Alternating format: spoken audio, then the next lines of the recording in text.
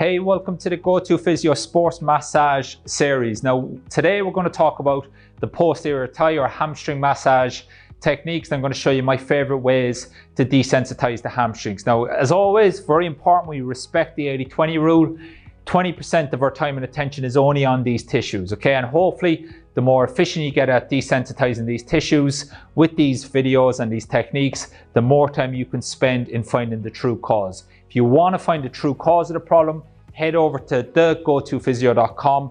I've got loads of tips and techniques there for you to find the true cause so you can get lasting results. So with that said, let's get on to my favorite techniques for massaging the hamstrings, and I'll see you on the other side.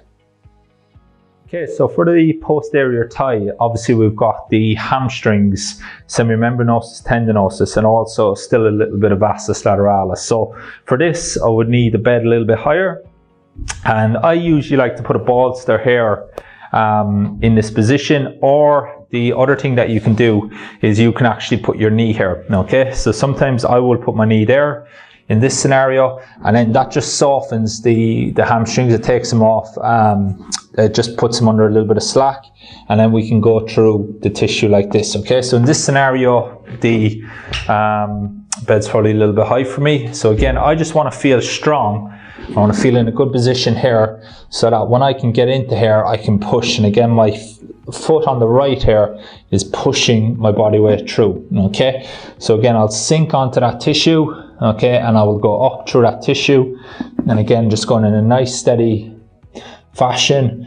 I'm just trying to bring about some kind of change in that tone. Again, I'm not trying to rip or break scar tissue or anything like that. We're just trying to bring some kind of modulation to these tissues, okay? And again, you might want to work medially as well into that semimembranosus tendinosus, and also don't forget the vastus lateralis here as well, okay? So that's one way you can do it, or you can get the bolster, okay? Then I would put my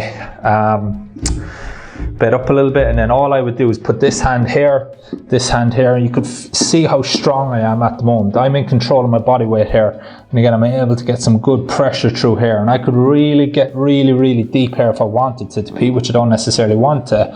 But you know, even if you were quite small compared to the athlete, you can still generate a lot of torque through your elbow, put a load through this tissue to bring about some change in these receptors, okay? So that would be your hamstrings, your vastus lateralis, your semimembranosus tendinosus, obviously be your medial hamstrings that we can get there. And obviously as we get up the hair, then we're going to start to work along kind of glute max and IT band as that kind of comes into this area. So sometimes laterally those tissues can be quite tight, so we might, don't forget to go all the way up to there as well to bring some kind of modulation about as well if maybe their hip external rotation and prone, etc. was limited. Okay, so that will be your posterior lateral thigh.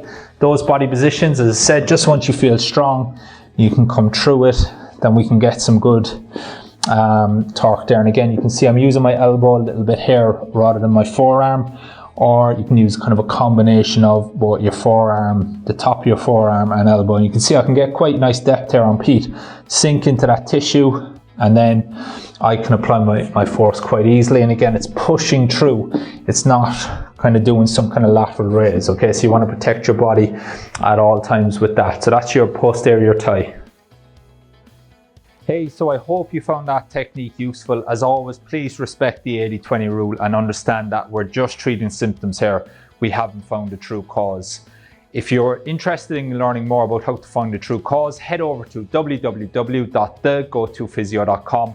I've got plenty of tips there for you and loads of content to help you become that go-to therapist that helps people who have failed traditional approaches. See you next time.